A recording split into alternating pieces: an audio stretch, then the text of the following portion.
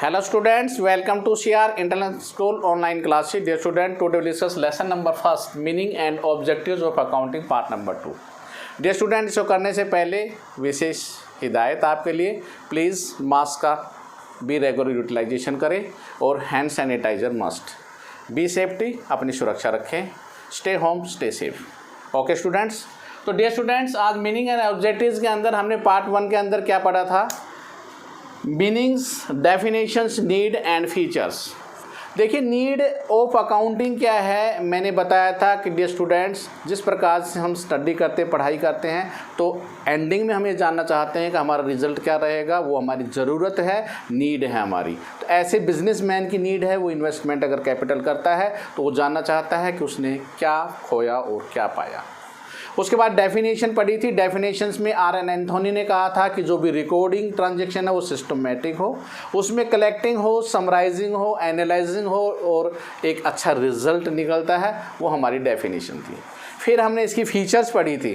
Features में सबसे पहले फ़ीचर थी कि accounting as well as art and science होती है। सेकंड फीचर हमने क्या पढ़ा था कि ये एक रिकॉर्डिंग फाइनेंशियल ट्रांजैक्शन करती है और मॉनेटरी एस्पेक्ट्स को दिखाती है। इसके अंदर फिर क्या होता है? क्लासिफाइंग होता है, समराइजिंग होता है, एनालाइजिंग होता है, इंटरप्रेटिंग रिजल्ट्स होते हैं और हम कम्युनिकेटिंग करते हैं। तो these are the 7 features of the accounting. आज हम क्या पढ़ेंगे? ऑब्जेक्टिव्स। तो आज हमारा पॉइंट है objectives. Objectives of the accounting.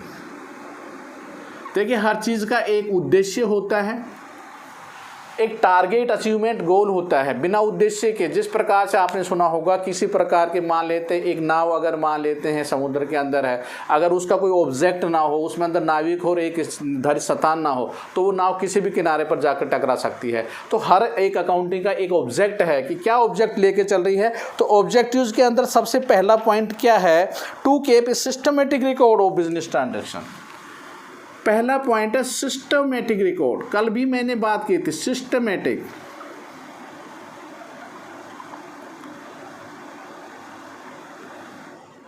System से देखिए, विदाउट ए सिस्टमेटिक कोई भी हम रिकॉर्ड बना रहे, सिस्टम से होना बहुत ज़रूरी है। विदाउट ए सिस्टमेटिक आप कोई भी हम कार्य करते हैं उसके सिस्टम से। और हमारे अकाउंटिंग का जो सिस्टम है, सबसे पहले हम ट्रांजैक्शन को फाइनेंशियल रूप में लिखते हैं।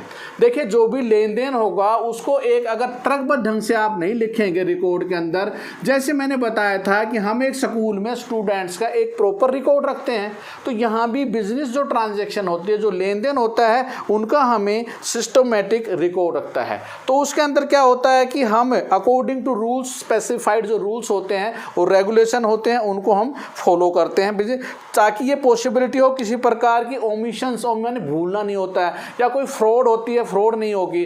तो हम अगर सिस्टम से ये चीज़ रखेंगे, ये हम ये बता सकते हैं, जैसे 9th A1 में हाउ मेनी स्टूडेंट्स आर, तो रिकॉर्ड होगा तभी तो हम बताएंगे। अगर इधर हमारे पास रिकॉर्ड नहीं होगा तो हम क्या बताएंगे? तो बिजनेस के अंदर सबसे पहले है एक सिस्टमेटिक रिकॉर्ड होना बहुत ज़रूरी है, जो हम फाइनेंशियल ट्रांजेक्शन करते हैं। क्योंकि जो ट्रांजेक्शन लिखेंगे उनको हम सिस्टम से लिखेंगे तो हम उसको ओमिशन भूल नहीं सकते हैं, और हमारी पॉसिबिलिटी है कि फ्रॉड नहीं होगी, और जो ट्रांजेक्शन होती है उनको प्रॉपर हम राइट डाउन करते हैं according to rules and regulation. उसके लिए हम विभिन्न बुक्स बनाते हैं, सब्सिडरी बुक्स बनाते हैं, मेन बुक्स बनाते हैं। तो पहला पॉइंट था एज ए सिस्टमेटिक रिकॉर्ड, हमारा ऑब्जेक्टिव।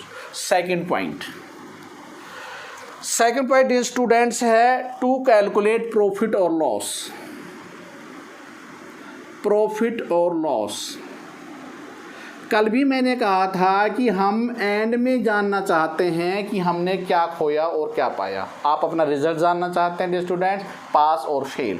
ऐसे बिजनेसमैन कैलकुलेट करना चाहता है कि एंडिंग में जाकर उसको क्या प्रॉफिट और क्या लॉस हुआ। कैसे निकाला जाता है प्रॉफिट? उसके लिए हम कल भी बताया था मैंने, सेल्स माइनस कॉस्ट जब होता है, तो हमारा जब बिक्री करते हैं उसमें से हमारी जो लागत होती है, अगर उसको लेस कर देते हैं, क्योंकि हम माल खरीदते हैं, खरीदेंगे तो हमारी परचेजिंग आएगी, तो कॉस्ट लागत होगी, और उसको हम बेचते हैं तो जो डिफरेंस, और how many expense other incomes भी हमें प्राप्त होती है, तो उनको आधार पर हम कैलकुलेट करते हैं profit and loss. Point number 3, know the exact reasons leading the net profit and net loss. Reason, net profit and net loss. इसका रीज़न क्या है नेट प्रॉफिट और नेट लॉस का?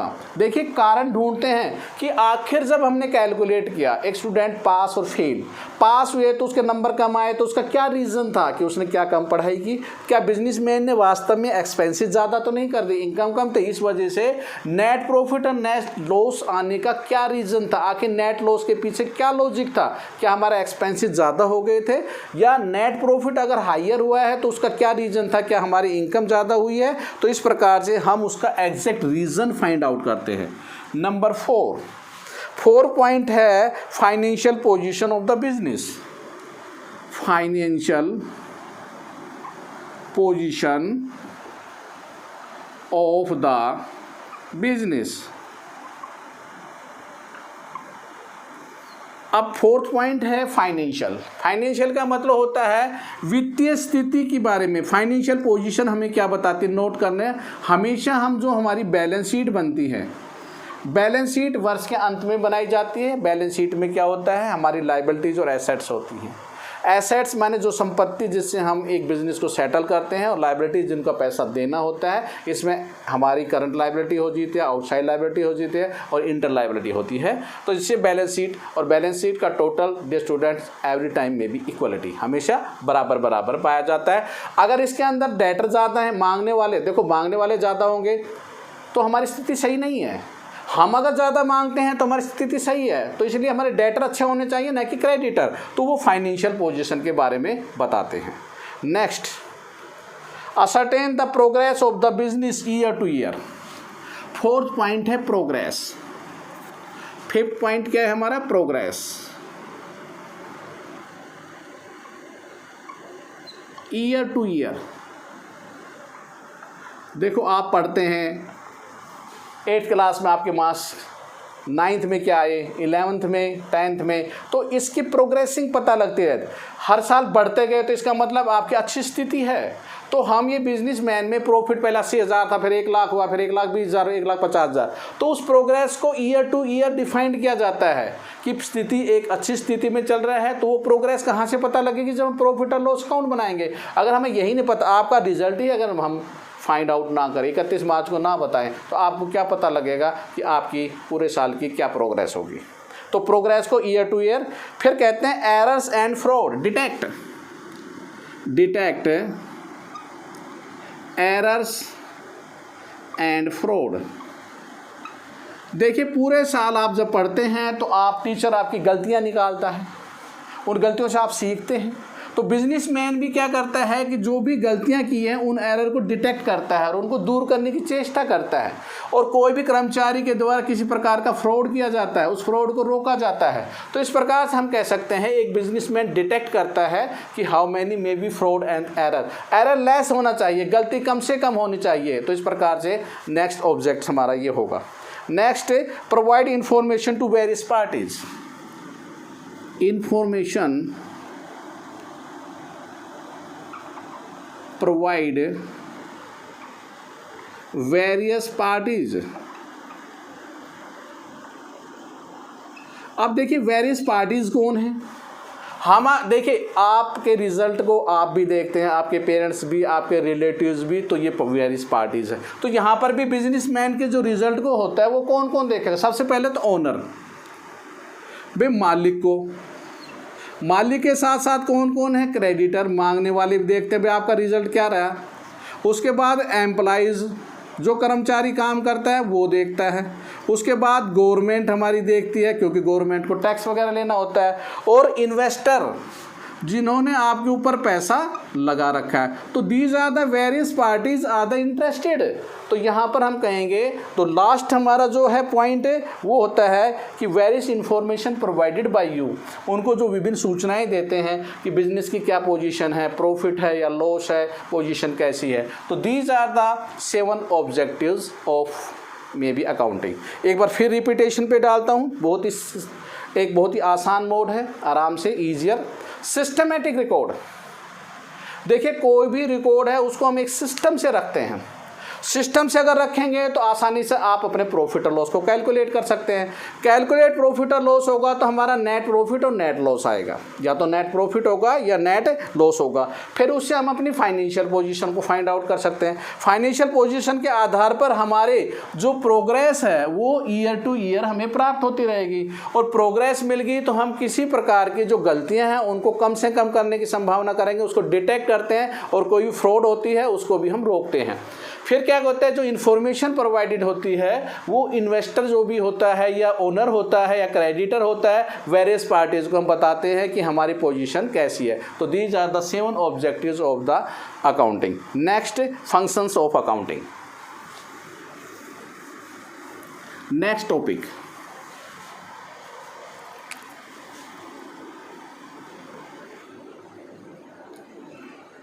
Functions of accounting. अब accounting के काम कौन कौन से हैं, कौन कौन से फंक्शंस होते हैं, कौन कौन से काम करती है, दीज आर द फंक्शंस। सबसे पहले maintaining the complete and systematic record. अभी आपने पढ़ा था सिस्टम रिकॉर्ड होने चाहिए, तो सबसे पहला काम क्या होगा कि उसी को मेंटेन करना, maintain the systematic record, system से रिकॉर्ड को मेंटेन करना। तो सबसे पहला काम तो मेंटेनिंग द सिस्टम रिकॉर्ड। आप जो भी रिकॉर्ड है उसको सिस्टमेटिक ढंग से उसको आप बनाइए, उस रिकॉर्ड को आपने रखना है, मेंटेन रखना है। अगर आपके रिकॉर्ड सही नहीं होंगे तो हम ये नहीं लगा सकते। तो रिकॉर्ड में देखो डियर स्टूडेंट्स क्या होता है, सबसे पहले हम जो डेली ट्रांजेक्शन होती है उनको हम जर्नल में लिखते हैं, उसके बाद हम लेजर में लिखते हैं, फिर उसके बाद ट्रायल बैलेंस बनाते हैं, उसके बाद P&L अकाउंट बनाते हैं, और उसके बाद बैलेंस शीट बनाते हैं। ये हमारा सिस्टम है। अकाउंटिंग का जो सिस्टम होगा ये है journal, laser, trial balance, P&L और बैलेंस शीट। और ये सिस्टम हमेशा चलता ही रहेगा, हम घूमता रहेगा। सबसे पहले हम लेन देन जो होगा उसको कैसे लेजर में पोस्टिंग करते हैं, और उसको ट्रायल बैलेंस में दिखाया कैसे जाता है, P&L और बैलेंस शीट। तो this is our first the system, जिसे फाइनेंस स्टेटमेंट के नाम से जानते हैं। नेक्स्ट, communication financial result to various party. अब वो भी इसमें आया था ऑब्जेक्ट्स में, जो फाइनेंशियल रिजल्ट्स हैं, आपके जो भी फाइनेंशियल रिजल्ट्स आएंगे, रिजल्ट्स मानिए प्रॉफिट और लॉस, तो उसको वेरियस पार्टी को कम्युनिकेट करना होगा। आपने उनको अपने पास नहीं रखना होगा, क्योंकि वेरियस पार्टी जब आपके रिजल्ट्स को अच्छा देखेंगी तभी आप पर पैसा इन्वेस्टमेंट करेगी। क्रेडिटर आपको पैसे कब देगा, उधार माल कब देगा, जब आपकी पोजीशन अच्छी होगी। इन्वेस्टर आप पे पैसा कब लगाएगा, जब आपकी पोजीशन प्रॉफिट होगा।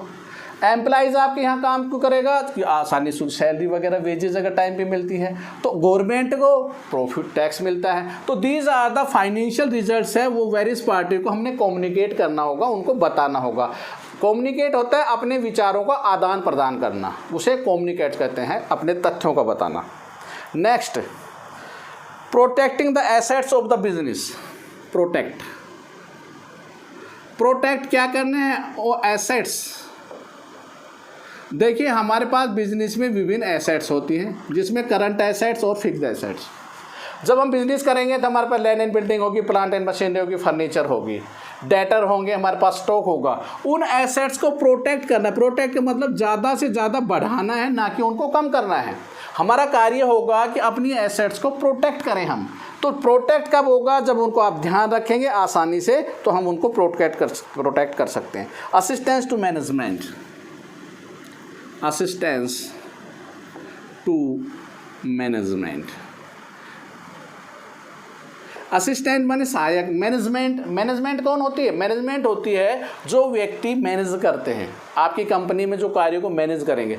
तो मैनेजमेंट कैसे किया जाता है डियर स्टूडेंट्स, प्लानिंग करना, कंट्रोलिंग करना, ये सब मैनेजमेंट होता है। अब मैनेजमेंट अच्छी तरह काम करेगी जब उनको वो फंक्शन काम करने के लिए दिया जाए। प्लानिंग मतलब उसके बारे में सोचना, कि हम कोई भी कार्य करते हैं उससे पहले प्लानिंग होनी चाहिए। प्लानिंग जब होगी, जब उसमें कंट्रोलिंग हम कर नियंत्रण करेंगे और डिसीजन समय समय पर उचित निर्णय लेंगे, तो हमारे लिए मैनेजमेंट के लिए हमारी अकाउंटिंग फायदेमंद होगी।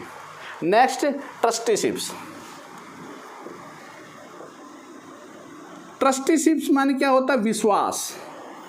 देखिए कंपनी के अंदर जो भी व्यक्ति, कंपनी अलग होती है, जो व्यक्ति होते हैं वो वहाँ कार्य करते हैं। तो जो मैनेजमेंट कार्य करते हैं वो ट्रस्ट विश्वास के आधार पर कार्य करते हैं, क्योंकि कंपनी को एक विश्वास है। तो ट्रस्टीशिप का मतलब होता है जो भी इंटरप्राइजेज के अंदर जो मैनेजमेंट एक्सपेक्ट करती है कि हम कहते हैं trust of the companies, company के जो फंड्स के ऊपर होता है उनको ट्रस्ट किया जाता है, and the accounting assist them to the control to the resource of the property, कि उन प्रॉपर्टी रिसोर्स को मैनेजमेंट को बचाना है। तो हम ये कह सकते हैं एज ए ट्रस्ट।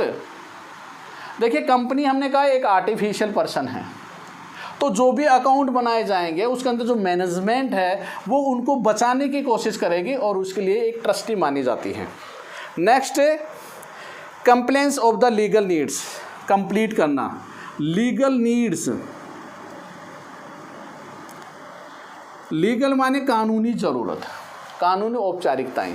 देखिए जब हम अकाउंटिंग मेंटेन करते हैं, अपने खाते बनाएंगे तो हमारी कानूनी औपचारिकताओं को भी पूरे करते हैं, क्योंकि हमारे पास कहते हैं वेरियस लॉज होते हैं, जिसमें कंपनी एक्ट होता है, जिसमें इनकम टैक्स होता है, जिसमें जीएसटी होता है। अगर आप अच्छी तरह से लीगल रिक्वायरमेंट को फुलफिल तब करेंगे जब अपने अकाउंट को अच्छे ढंग से सिस्टम से आप बनाते हैं, तो वो आपकी कानूनी औपचारिकताओं पूरा करेंगे। तो these are the some legal needs. Next fixing the responsibility, fixing the responsibility, जो भी जिसकी जिम्मेवारी है उसको हम फिक्स कर देते हैं। देखिए इंटरप्राइजेज के अंदर डिटरमाइन कर देते हैं कि ईच डिपार्टमेंट जो भी है वो एक फिक्सिंग कर सकते हैं। तो लीगल नीड्स आपकी हो चुकी हैं, लीगल नीड्स मैंने करवा दिया आपको। इसके बाद कंप्लीटेंस नंबर 6, नंबर 7 पे फिक्सिंग द रिस्पॉन्सिबिलिटी। आपकी जिम्मेवारी क्या बनती है कि जो भी व्यक्ति जिसको फिक्स किया गया है ईच डिपार्टमेंट उसके लिए वो रिस्पॉन्सिबल हो। तो दीज आर द 7 फंक्शन के अंदर 1 2 3 4 5 6। तो कौन सा पॉइंट हमारा एक रह गया, असिस्टेंट ट्रस्टीशिप्स हो गया। पहला पॉइंट था complete of the systematic record, financial various party. तो सबसे पहला था complete, meaning the complete of the systematic maintaining the complete record.